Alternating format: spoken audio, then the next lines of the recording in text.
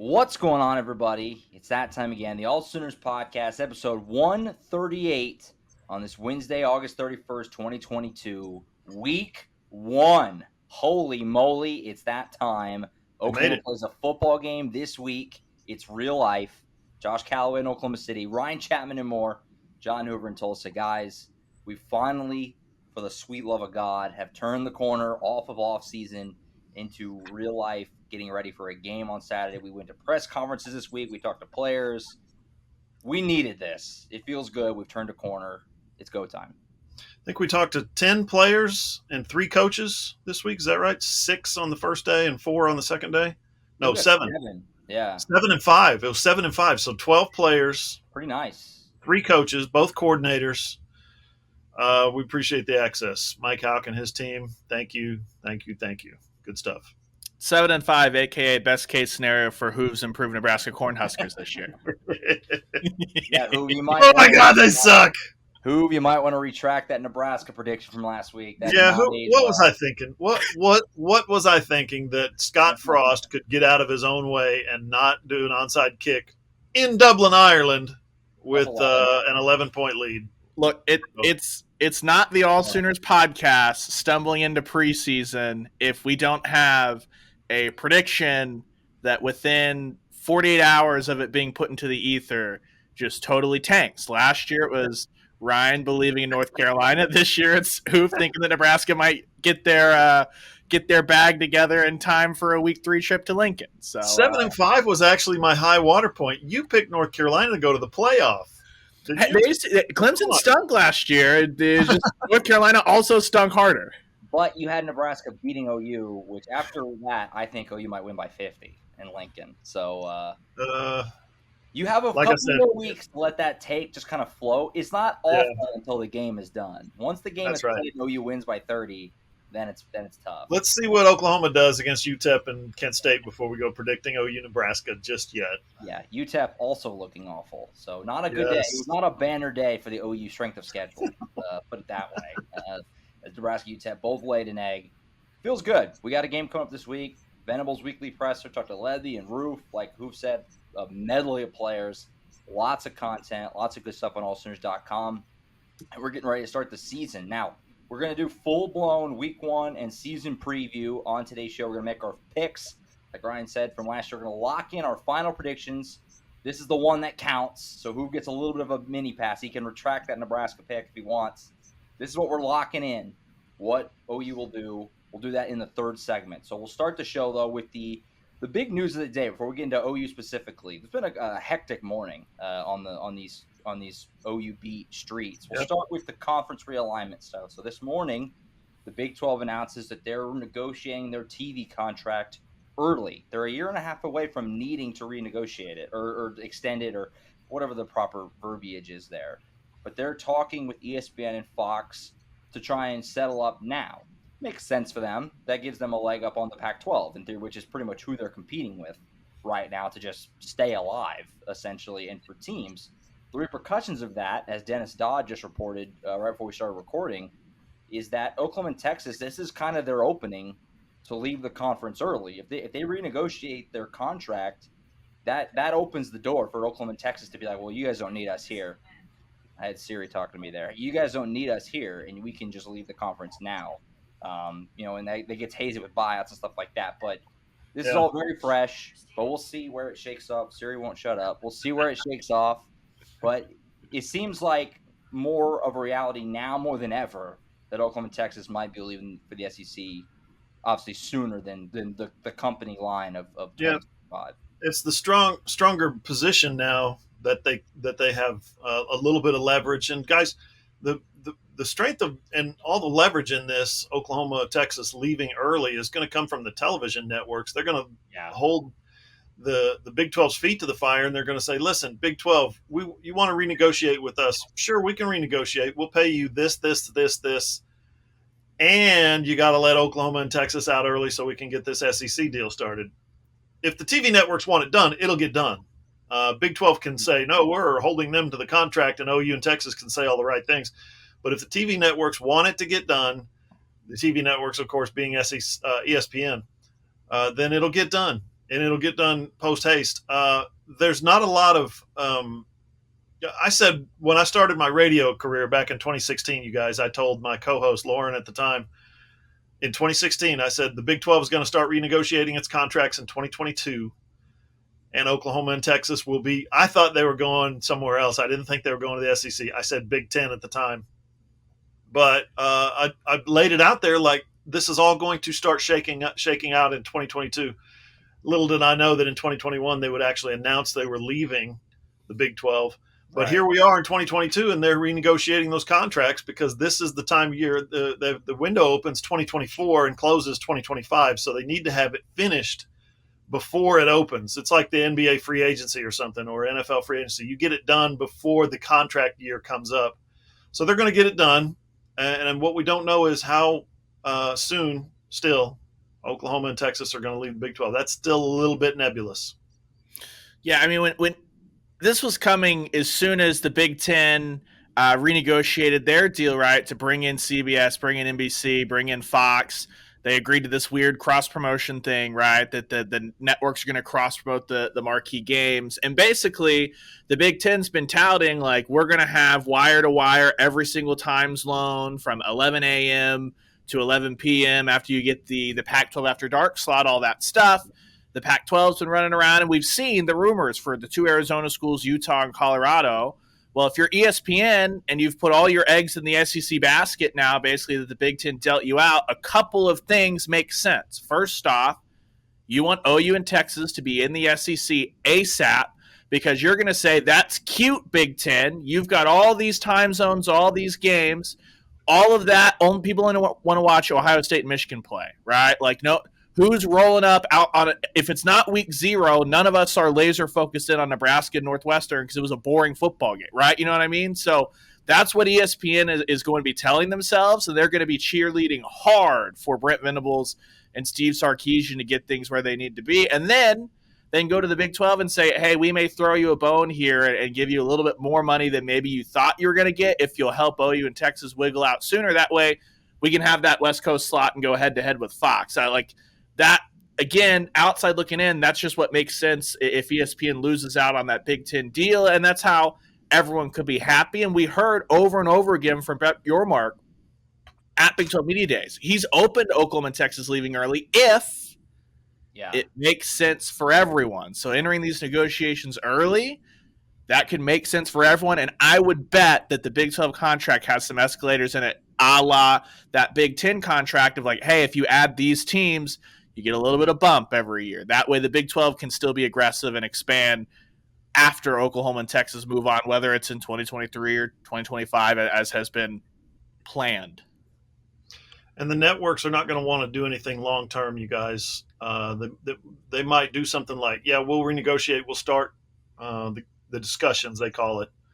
The formal negotiations won't actually start until 24, but they'll say, we'll do it and we'll give you a contract through 2027 provisional on, here comes Hulu, here comes Roku, here comes streaming services, Disney or whoever.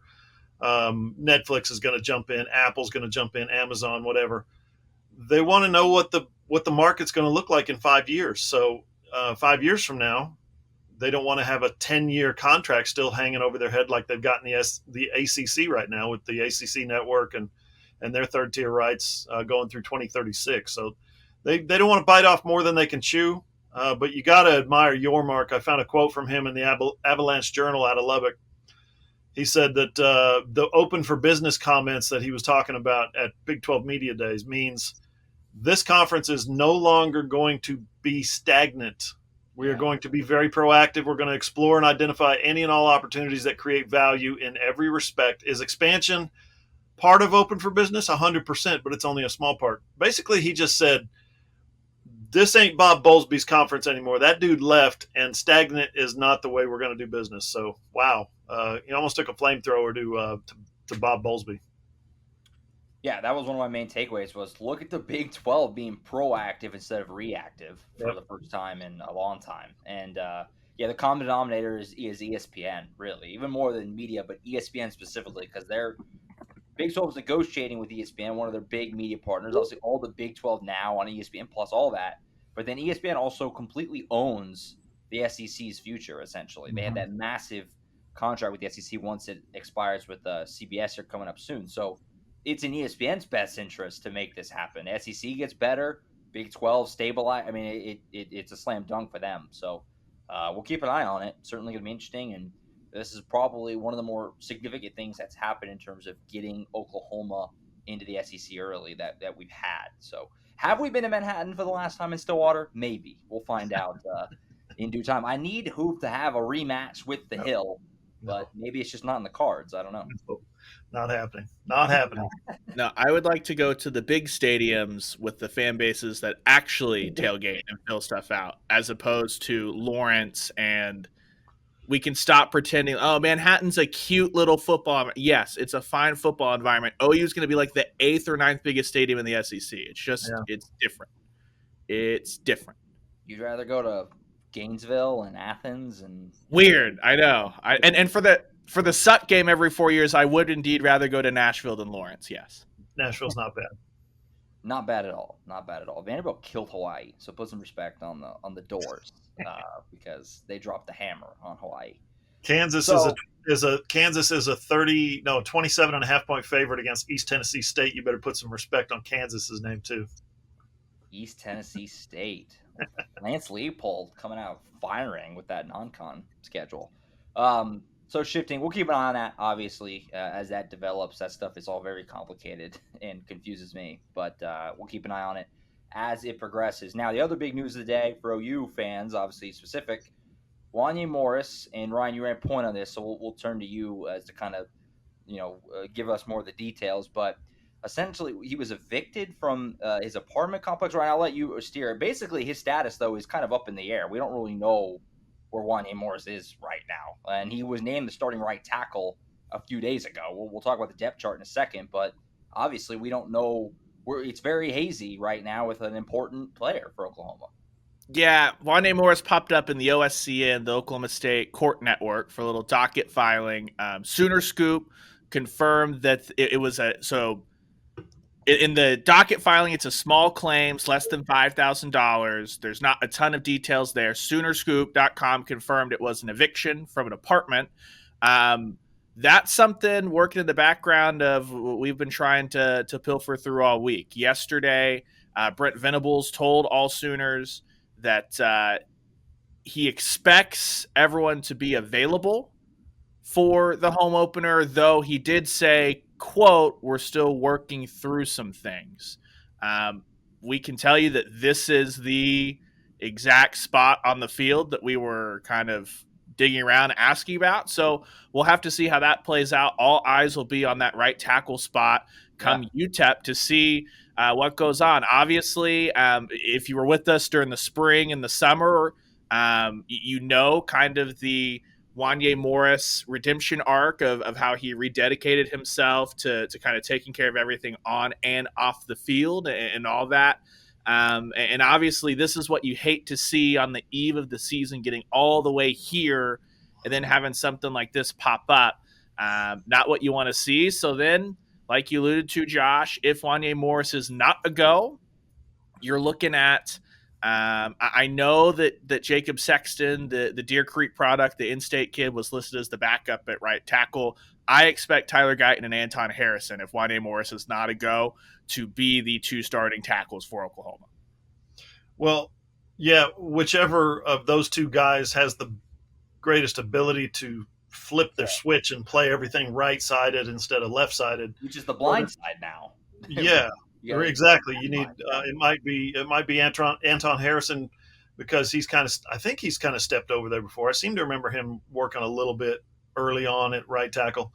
Maybe I'm imagining that, but if Guyton can't be a right tackle, there's a difference in how you place your feet, your mechanics of your first step, depending on what the play is, where you put your hands, which hand you extend and lead with. You got to rewire your brain and redo all that when you're thinking about it. So. Whichever of those two guys, I think you're right, Ryan. Whichever of those two guys serves the best opportunity as a right tackle will get the start out there. And I'm hearing that the property thing, the eviction, the failure to pay rent, whatever it is, is probably about 1% of what might actually cost him some playing time. There's some other issues that as you mentioned, Brent Venables. I walked off with him yesterday, walked him to the elevator, and said, didn't want to drop this on you in front of everybody, put you in a bad spot on the cameras and all that. So is there something you can share about, everybody being available? And he said, we're working through some things. So this is one of those things. They're looking at right tackle now and they're going, crap, we got to work through this. And I don't think there's any others that are lingering from like summer punishments or, something academic like Marcus Major last year. Wasn't it like just you get your grades back from the summer and all of a sudden you came up short and you're like, what? They never told me anything. It was a surprise to him. We don't think that there's anything like that lingering out there. But game week is always that last little bit. You're trying to cross the finish line. Maybe you do, maybe you don't. Get the binocs out, guys, at the press box in the press box. Counting numbers. I can help with injuries on field level, but as far as just guys not being there, that's impossible for me because it's just a sea of bodies. But we'll keep an eye on it. It's one of those kind of just variables you can't really, from our perspective of week one, because you don't know. So that kind of thing. And here's the danger, frankly, if we're just keeping this on the field perspective. Tyler Guyton's someone that everyone has raved about every time they've had a chance to talk about him through the spring, summer, and into fall camp. We know Bill Bedenbaugh, if he's not 100% loving what's going on, that he's willing to move guys around, work through his best five, all that stuff. If that five rolls out there and Juanie Morris isn't included game one and Bill Bedenbaugh loves it, then right, wrong, or otherwise, Juanie Morris may kind of be on the back burner heading into Kent State as far as what that's going to be trying to put a starting five out there. So it may be huge for Juanie specifically if that five goes out there and performs really well, assuming he's not available for the contest. Yeah, so we're gonna have to obviously keep an eye on that, and if Juanie Morris is playing come Saturday, and obviously a new offensive line, new offense, new quarterback, you'd like to build some chemistry in these early games against teams that you should dominate. You're missing guys that doesn't help in that area, so certainly keep a close eye on that. Now, reference the depth chart. We got the depth chart, which is always nice. We got to see the full-blown thing. We know all the starters now on both sides. Kind of. Offense was full-blown. Here's your starters. Defense was a much more wishy-washy. I'll kind of just open it up here because there's a lot of things that you could point to. What are some things that jumped out with the depth chart release? Obviously, fans really Jaden Davis starting caught their eye was a big one. We also got the 5-team captains, which are mostly to be expected. Dylan Gabriel, Braden Willis, Deshaun White, David Agwebu, and Justin Broyles are going to be the 5 captains for the opener at least. What jumps out from the depth chart as far as what Venables and this staff had decided? These are the guys that we're going with going into at least week one. Jaden Davis, for the third year in a row, wins the preseason training camp starting job. So he's obviously a great practice player. I'd like to know if he's going to be able to hang on to that job the course of the season, because if not, Brent Venables, I know he's heard of him. DJ Graham might be somebody that he considers running out there. Yesterday we had that interaction in the press conference where he's like, who would you have thought? And I said, DJ, about 4 times, DJ Graham. That's a guy that I think everybody, except maybe the coaching staff and Jaden Davis's family, probably thought DJ Graham was going to start.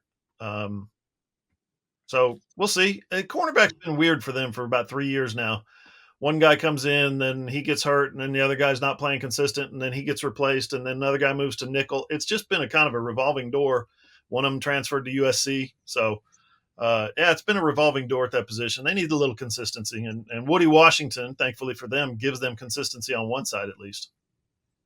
Yeah, real quick, Ryan. DJ Graham remains like one of the weirdest guys on the team just because he makes plays. He seems to be a pretty productive player when he's on the field. He's really well spoken. He seems like a really hard worker. But it's like these battles. It's like this. Here's Jaden Davis getting to start over, and that happened a lot last year too. Where it's like, why isn't DJ Graham playing more. Like I can't figure it out with him because he seems to check every box, but then the decisions become made and he seems to get left out a lot. It's weird. But we don't see everything, which is, obvious. Well, I think that consistency point that Brent Venables talked about, and we know that DJ Graham had missed some time in the spring especially, but I mean, frankly, what was the story of DJ Graham out of the spring last year is that he had the highs of that Nebraska interception, and he was the guy that was beat in coverage a ton. So he needs to marry that as far as needs to be a lot more consistent because he's got every tool to do that. I think he's just still a young guy learning the position. You know what I mean? And so a guy like Jaden Davis, who's been in an extra year, maybe kind of move into something that's a little bit more plays to his strengths as opposed to just turning and trying to run with bigger bodied guys. I could see why in camp, at least, he'd be the guy. We'll see what happens on game days. Elsewhere on that depth chart, I think there was a little sticker shock on the Cheetah just because we had heard Trey Morrison, Justin Broyles, Jaron Canick, Justin Harrington is kind of the guys heading into fall camp working there, and then it's Deshaun White and Justin Harrington. But I think that one's as simple as they really like David Agwebu and Danny Stutzman and wanted to find a way to get those two guys and Deshaun White on the field at the same time, and this is how you get that. So I think that one is, while you may have scratched your head looking at it initially, I think that one makes sense. The one I'm looking at is Jalen Redmond being listed as an or alongside Jordan Kelly. We've heard good things about Jordan Kelly and Isaiah Coe, those guys coming along, but Jalen Redmond is supposed to be your superstar along this defensive line. He's the guy that's got that high-end NFL potential. He's the guy that when he was involved last year, the pass rush was better and protected the secondary. When he wasn't there, there was no pass rush, and the secondary dipped back into the 120s. That one, to me, is really interesting. We know he missed some time with that, what was labeled as a slight concussion in camp. Is that when Brent Venables talks about consistency, guys that miss some time, Jalen Redmond's an or because of that? Or is Jalen Redmond not playing as well as he maybe needed to be coming out of camp to really take that next step and be that difference maker along the defensive line? We won't know that till we can see it on Saturdays. Yeah, and I'll expound on Kelly just having a great camp. Right. These are questions that have to be answered. I'll expound on Redmond. That concussions can be tricky, and if he's missing 10 to 14 days in practice, he's behind the 8 ball. He's behind the curve, so to speak. So I can see where he would be listed as an or. Maybe that's a motivating type thing. Maybe he just missed enough practice that he's not logistically able to be listed at the top by himself. I get that, but I want to also expound on the cheetah position. My favorite interaction of the week was when I asked Ted Roof, who coaches the cheetah? Because in the spring it was called the nickel, and you guys had Jay Valai coaching the nickelbacks, who were at the time Trey Morrison and Justin Broyles, and now it's a middle linebacker and a guy who played corner last year. And he said, yeah, but the corner is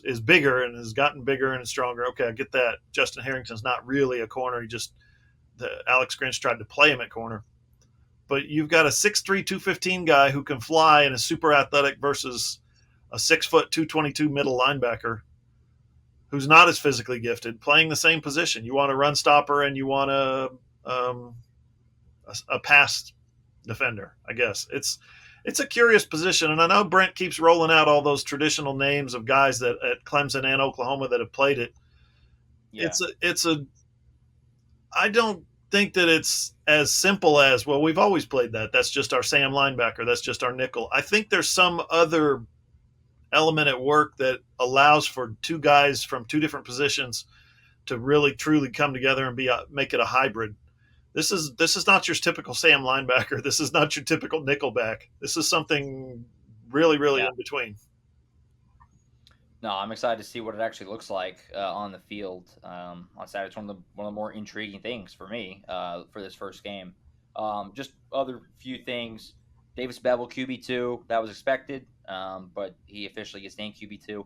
Micah Bowens is not even on the 4 deep. I continue to just wonder I don't know what to make of him. It's like, surely he transfers, switch positions, something, because it's clear that there's not even a path to him getting a snap at the quarterback spot. He's not even on the 4 deep. Marcus Major gets running back 2. Jeff Levy said he's been awesome. He had his best 8 weeks of the entire time he's been there, the last 8 weeks. So that's great to hear for Oklahoma fans. So fans are really excited about him. So we'll see what he looks like. And then just one other quick one.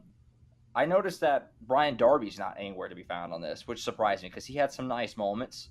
We talked to him in the spring. Seemed like he was having a good thing. Now, the receiver's position is deep, but, I mean, he could make plays happen. I mean, you got no disrespect at all, but walk-on freshman Gavin Freeman is on here. Yeah. And Brian Darby did not make this list anywhere.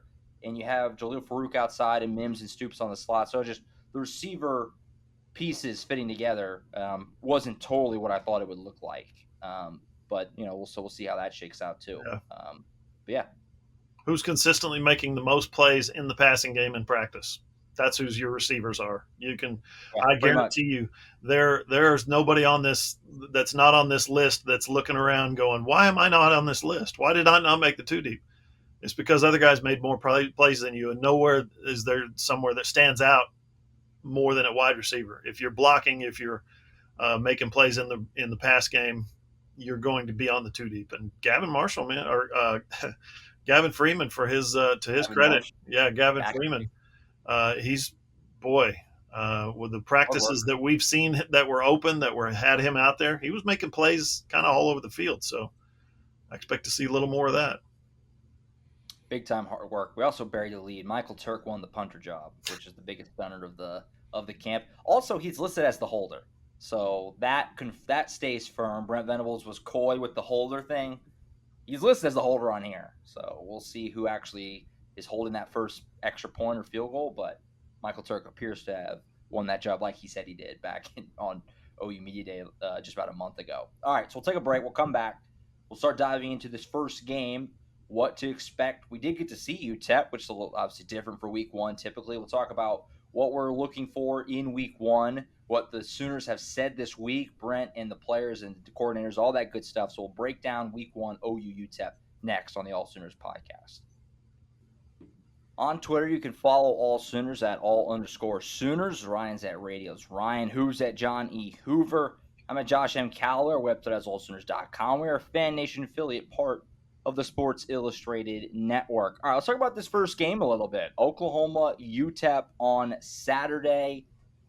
Here we go. We actually have a game. We did, like I said, got to see UTEP. We joked about it a little bit at the beginning. Didn't look great. They lost to North Texas at home by almost 20 points. Now, they did leave some points on the board, which Brent Venables talked about in his weekly press conference yesterday. They had some snafus down in the red zone, missed a field goal, some stuff like that. But still, you lose by, I believe it was 18 at home to North Texas. That's not a great sign. You're going into Norman the next Saturday. So what are we watching for here, guys? I mean, you can either start with takeaways from what you've heard this week or looking ahead to this game. However you want to open-ended here as we start with this kind of breaking down what we're looking for in this game on Saturday. I thought UTEP was going to be better.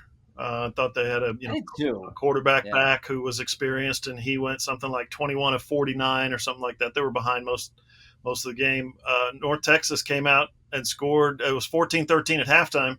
North Texas comes out and scores 14 in the fourth quarter, and it looked like UTEP was in full panic mode. Like they had no answers.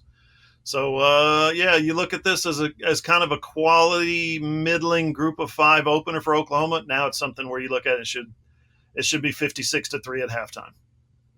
Yeah, I think a lot of us, and like I was guilty of this, when you look to, hey, last year UTEP was 7-6, bringing a lot of those guys back. When you dig into it, they beat the doors off New Mexico State, but then 10-point win against Bethune-Cookman, 1-score win over New Mexico, 1-score win over Old Dominion, close win against Southern Miss, and then a 10-point win over Rice. Like, none of those teams are any good, right? And everyone they lost to, Boise, FAU, UTSA, North Texas, UAB, Fresno State. Anytime they played anyone that was any decent at the group of 5 level, that they couldn't hang. They returned a lot of those guys this year. Gavin Hardison stinks. I'm sorry. He's a 55% career completion percentage guy at quarterback. He throws a ton of interceptions. Like the best thing I think we can see as far as what we're going to get out of this team is that they are multiple on offense, which should give Brent Venables, Ted Roof, and that defense a chance to, even if they try to stay vanilla, mow through a bunch of different looks just to kind of match up with UTEP. That's kind of what I'm most looking forward to as far as that goes, obviously the offense should hum, right? The offense should look like, oh my gosh, it's unstoppable. Everyone should come out of this game and go, Lincoln Riley, who? Oh my God. Like, it's just UTEP. That's what the offense should look like, right? So for me, what I'm most interested in is I'm hoping, Miners, please, defense, give us some like 4th and 2, 4th and 3s on, near midfield so we can kind of maybe gauge, does Brent Venables punt conservatively? If it's 4th and 5 on the plus 45, is he saying go for it, trust the defense? Is he rolling kickers out there for long field goals? Like, I want 2 or 3 of those decisions so that we can maybe try and hone in a little bit more on what kind of like decision maker the head coach that Brent Venables is going to be. Because I don't think UTEP should test Oklahoma at all as far as the on the field product. What do we think about, we're going to talk about this more on the Friday game preview video, which you can watch on AllSooners.com, but just Brent Venables, to that point that Ryan just made, 4th downs, what's his philosophy, how great, punting, things like that, timeout management. People always joked all the time about Bob Stoops blowing his timeouts early in the half. That was always a common joke, I remember a lot in the mid-2000s. Like, what are some things you're just excited to know about Brent? He talked this week about, the fact that, going to this first game, and he's talked before to Bob and Bill Snyder and Dabo about just first time being the head coach at the stadium. You can't really replicate it until it's that time. You can't simulate that urgency and the crowd and all of that as opposed, going into what is his first game. I mean, I have to say, Hoove, you covered him a long time before. What are you most interested in just seeing Brent's first game? What did you think about what he said about that this week? Well, first he comes from the Lou Holtz school of coaching, where poor little Oklahoma's got to play this big bad UTEP team with Dana Dimmel, offensive genius Dana Dimmel as their coach. Yeah, they're 13-0 and ranked 2nd in the college football playoff rankings. Right? Wait, is season opener? What's that mean? I'm a little surprised. He's paying respect to the opponent, as he should. Sure. He's the head coach at Oklahoma, but he sure was fluffing him up yesterday. This is not a very good UTEP team. I am interested to see what he does on 4th down, what he does in the red zone, what decisions he makes.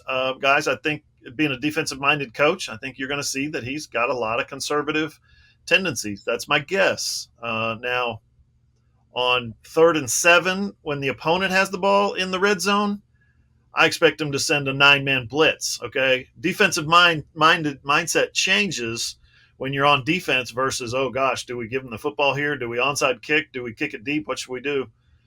You're not going to see that conservative approach when Oklahoma's on defense. I think you're going to see a very aggressive approach. Yeah. Here's the most important thing. If the Sooners get up by 11 at any point in this game, does Brent Venables call the onside? Is that the message that is being sent to our friends in Lincoln? If they got up by 11, that means they settled for a field goal, or they allowed a field goal somewhere, which I think would be frustrating on both ends. Because, based on what I saw on Saturday, UTEP, they ain't it. And Kent State might be the best team on this non-conference slate. They were picked to win their division in the MAC in the preseason poll. Put some respect on the Golden Flashes. They're bringing the heat. If nothing else, they might have the most explosive offense, which is something I'm looking forward to, because if you're gonna blitz like a madman like Brent Venables does, if you don't hit home, then there's a receiver uncovered somewhere. You know what I mean? And we've got a lot of questions about a couple of new defensive ends, the interior of the line, all that stuff in game 1, 2, or 3. If you're not hitting home on some of this stuff, it feels like that's where some of those early hiccups might rear their ugly head. I just don't think that Gavin Hardison this week is kind of equipped to even try and exploit that. What do you guys think, talking to the players this week? I left, like Hoover mentioned earlier, we talked to a lot of them, 12 total, I think. I left both nights, Monday night and Tuesday night, really coming away feeling like these dudes cannot wait to start the season, which not that that's totally out of the normal, but it's hard to even articulate. It's like a quiet, like, I can't wait to show people what we are now kind of a thing.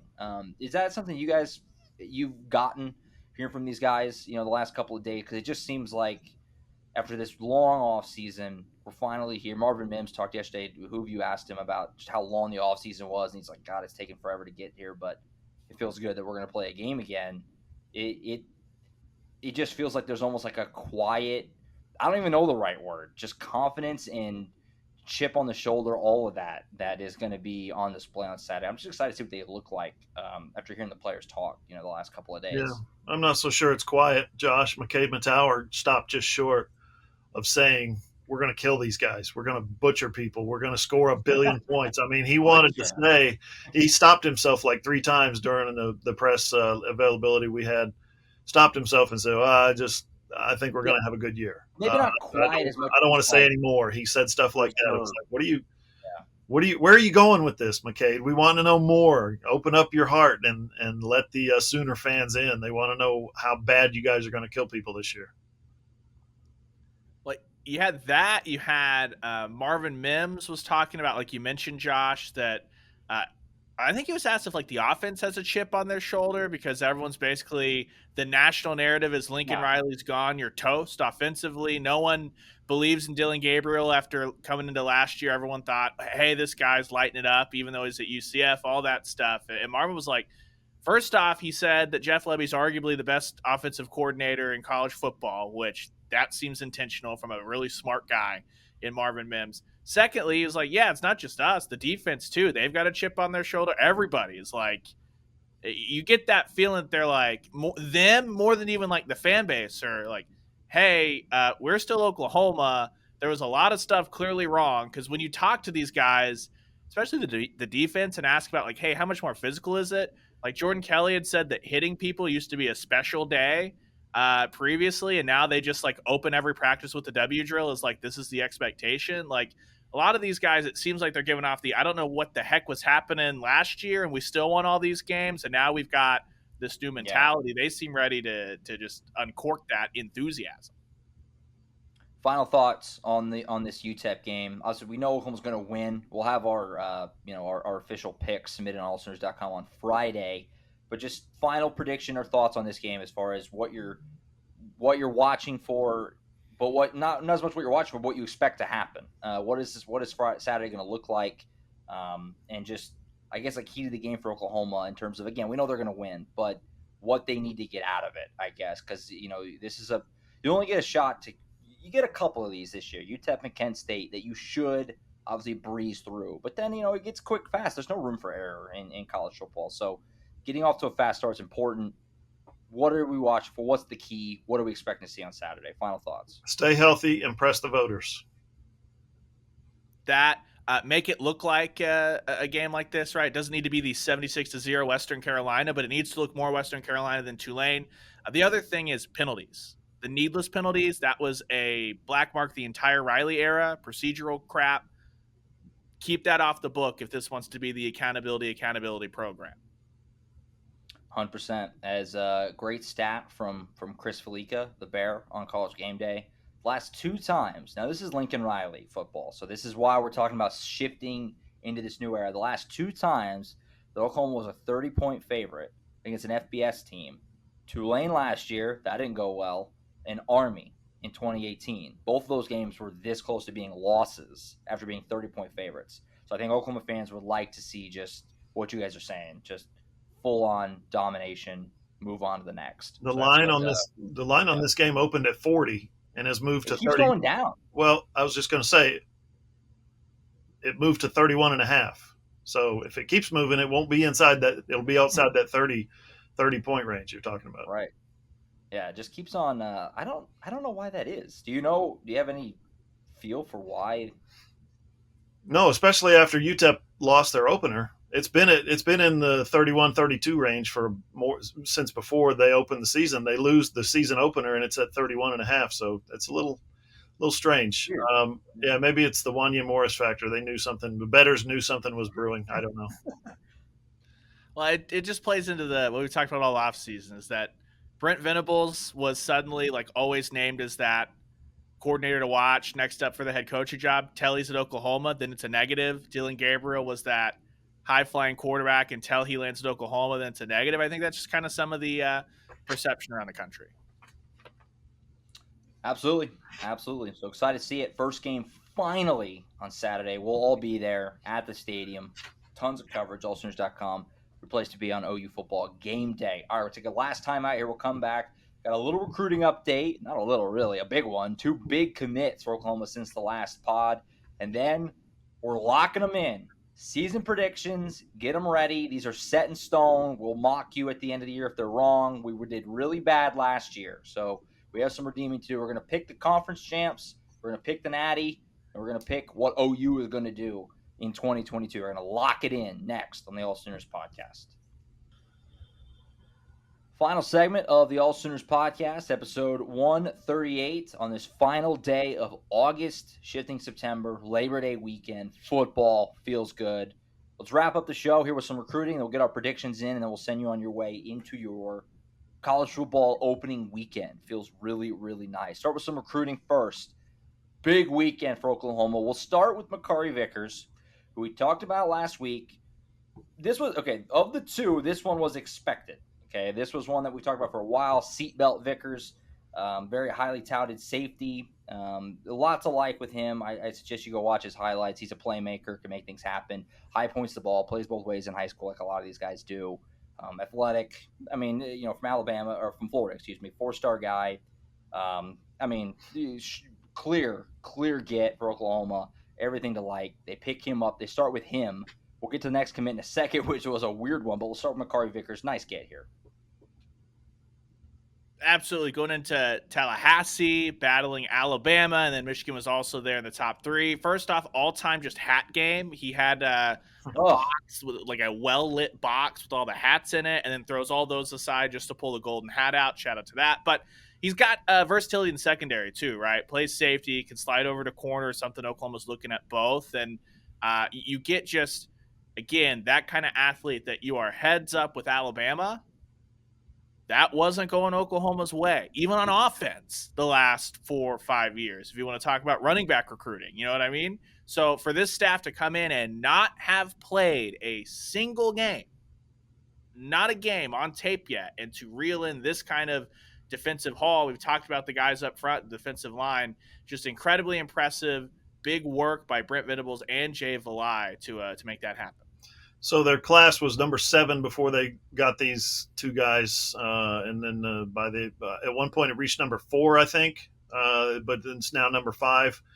So yeah. I can't remember the last time Lincoln Riley signed a top 5 class. Oh wait, I'm hearing now it was never. He never signed a top 5 class. So, and not that this class is done. There's still people that are recruiting out there. Oklahoma could finish top 7, top 10. However it shakes out in December or February, whenever you stop counting.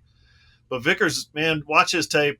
He's one of those guys that looks like one of those guys that went to Clemson, that became an all-American safety, that knocking people all over the football field. He's a big hitter. He's smart. He knows where to be. He's got a lot of football instincts. You can tell just by watching his video that he knows what he's doing. He's not just out there running around. He's thinking his way through the game. But the kid loves contact. That's the thing. He loves to hit, and that's one of those guys that's like, this is one of those guys that Venables is getting to reshape the image of the program. Feels like a future star. We talk about, like Ryan said, his commit. He's a showman. They got the cool nickname, Seatbelt Vickers. He's got a lot going for him coming in. NIL seems set up for him in the early stages. He's got to do it on the field, obviously, but a lot to like there. Top 10 safety in his class. Really nice get for Oklahoma. Now, again, if you listen to last week's show, that was expected. We talked about Makari Vickers as a very likely get. Anthony Evans, the 4-star receiver from Texas, was not a given. We actually mostly thought he was going to go to Georgia. That was the lean. People who know a lot more about recruiting than us expected him to go to Georgia all the way up until the day he committed. Then just in the hours leading up to it, you start to feel and see that wave shift. And then he commits to Oklahoma. I mean, really a stunner.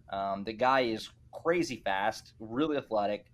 His tape is a lot of fun, just him making plays just off just being faster and more athletic than everybody pretty much. This is an insane get for Oklahoma because they went head-to-head with Georgia, a guy who seemed like Georgia was getting, and they just took him. I mean, this is impressive. And without a receivers coach, really. I mean, they have Damian Washington, but he's not the long term, at least as of now, not locked in as long term. And they still got him. This was as big of a win as this entire class. It sounds like Jay Valai was the closer on this one. I read a story where he said, yes, I was going to Georgia, and the OU coaches knew that, and it was Jay Valai who stepped in and said, I think that would be a mistake. You need to come to Oklahoma. This was in the 11th hour, literally, like 2 o'clock in the afternoon on the day he was going to commit. He was still thinking Georgia.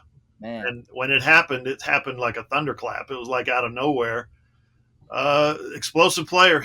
I'll tell you this, if he comes to Oklahoma, I'll just say it right now. He'll be the fastest player on the roster, faster than Sawchuk, faster than Rowe, faster than Gentry Williams, faster than any of those guys. He is a blazer. He's got almost world-class speed.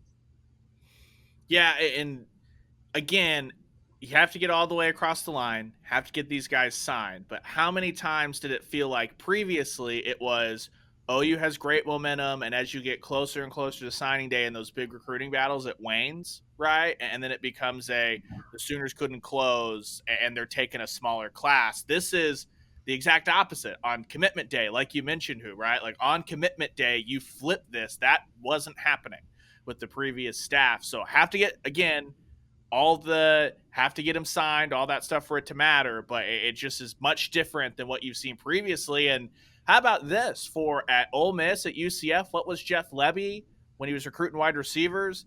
Give me big bodies. Give me your Elijah Moore, stuff like that. Gets to Oklahoma, a step up in resources, and now you've got Jaquays Petaway and you've got Anthony Evans, who are two guys that aren't 6'3", aren't 6'4". They do have that track speed, and it suddenly just says it's one of those interesting things to track as coaches move to different spots, have better resources, how they evolve. And I think you're kind of seeing that a little bit with Jeff Lebby here. It'll be exciting to see what he can kind of do with those guys in his offense. Like who said, moved up to number 4 in the recruiting class rankings, dipped back down to 5 now after Notre Dame made some more moves, but they're not done. There's some more big fish out there that Oklahoma is, right in on. What an unbelievable job. We talked about it before, but it's stunning. As it continues to unravel, it's stunning. So, and consider, Josh, the guys that they lost in the Lincoln Riley rubble, right? From him leaving and imploding the class as he left. If you took that class, if you took just the guys that decommitted after Lincoln Riley left, I think you'd have something like the 23rd ranked class in the country. If you just took those like 8 or 9 guys or whatever the number was, Nelson, you'd have like the 28th, 27th ranked class in the country from just those guys. So were some special talent. All the players that left, and Venables and his staff is like, that's no big deal. We can. We lost a bunch of 5 stars over here. We got a bunch of other 5 stars over here that we want to go get. It's a pretty impressive bounce back. Big time. I mean, because whenever Lincoln left, and we all remember, it was seeming like every day, just dropping like flies. There goes another 23. There goes another 23. And to be here now, looking at this, saying they have a chance to, they absolutely have an amazing chance to get a top 5 class from that Lincoln never did. It's just, it's hard to even wrap my brain around, honestly, because it just doesn't compute that they pulled this off. And still got a ways to go. Signing day still a little bit off, but in great shape as of now, that's for sure. All right, so that's that for that. Here we go. Predictions extravaganza. We have a lot of redeeming to do here. Last year, playoff picks were not great. We all thought OU was going to be a national championship contender. They were not. We give our bold predictions. Now, bold predictions, you have a little bit of wiggle room because they're bold for a reason. You're taking a chance. But the picks are picks. We need some bounce back here. So here we go. Let's start with OU record. Lock it in. Final prediction. What is Oklahoma in 2022? We've all talked about it all for 9 months, basically what we think this team is capable of, what we think they could be, the biggest games on the schedule, all that stuff. Now we're going to lock it in. What does Oklahoma do? What are they in 2022? What's their record? Do they win the Big 12? Do they make the playoff? All that good stuff. Who start us off? You're the veteran here. You lead us off. I'm sticking with my pick. 10-2, lose to Nebraska, lose to Baylor, beat Oklahoma State, and then beat Oklahoma State again in the Big 12 championship game. So finish the season 11-2 and going not to the college football playoff, but to a New Year's Six bowl. I can't remember. Is it New Orleans this year? Sugar That Bowl. Would be Sugar if you win the Big 12, Sugar. Yeah, I've got also 10-2 Big 12 champs. I'm looking at 3 games: Texas, Oklahoma State, Baylor. Oklahoma State and Baylor, obviously much more known qualities as far as what they're bringing back. And Texas is not a ringing endorsement of Sark. It's not an endorsement of what's going on there. But if you look up, if OU wins this year, suddenly they've got a 5-game win streak in the series. And those things, to me, I'm terrified of. Like, that just doesn't happen a whole lot. That's one of those rivalry games that's actually a rivalry game where you can actually throw stuff out and weird stuff happens. Feels like OU's escaped to what should have been wonky losses the last 2 years in that game. So I think that at some point that will come back around, even though OU will be the much better team. Think they will rally, though, beat Baylor for a Big 12 championship, and we will be on Bourbon Street New Year's Eve if everything goes the way I think it will.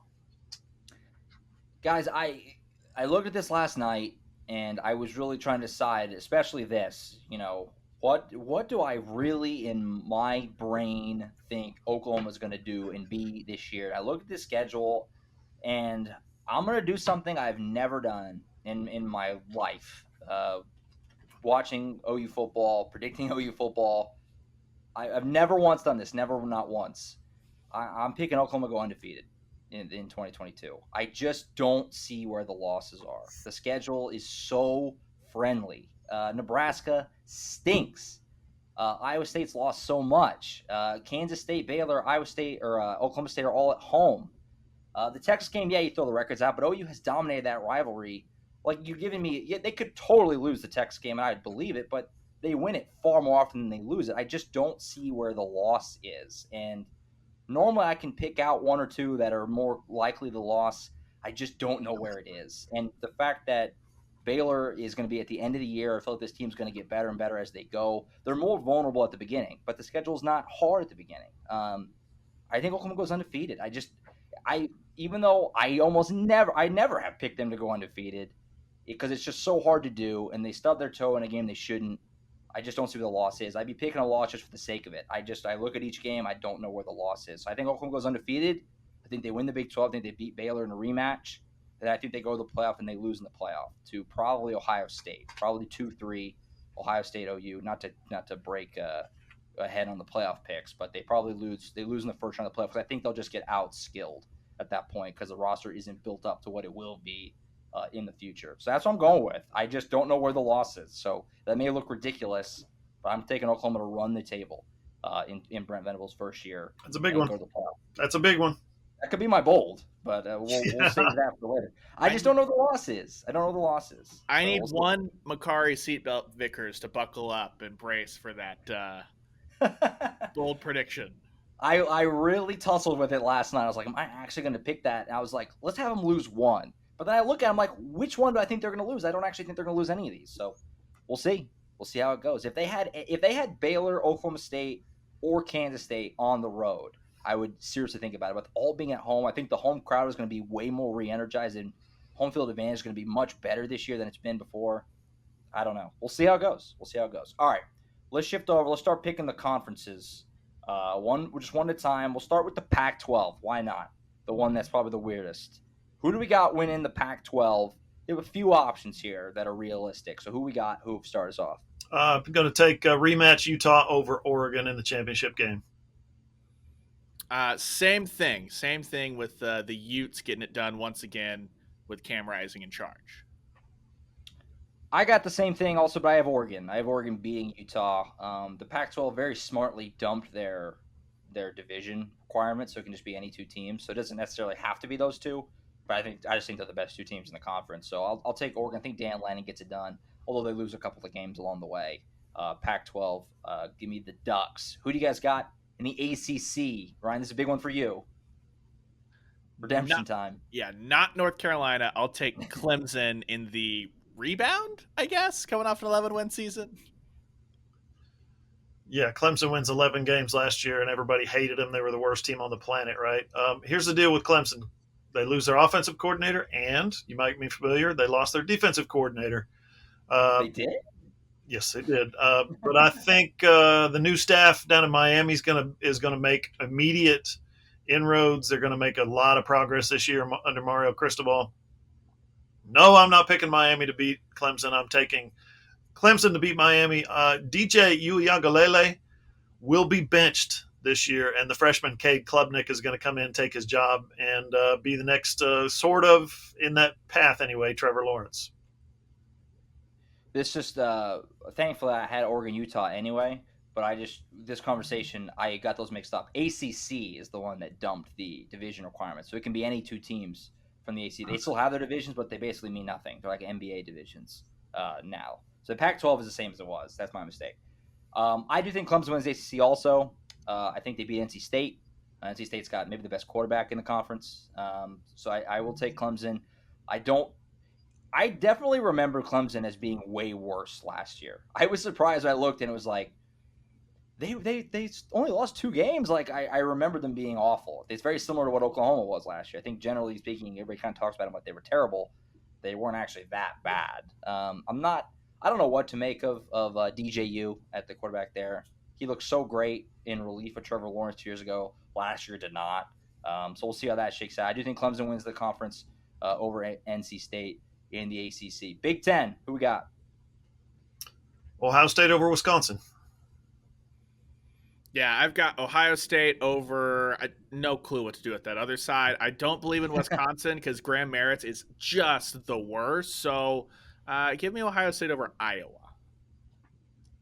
Yeah, I'm the same as Hoove. I'll take Ohio State over Wisconsin.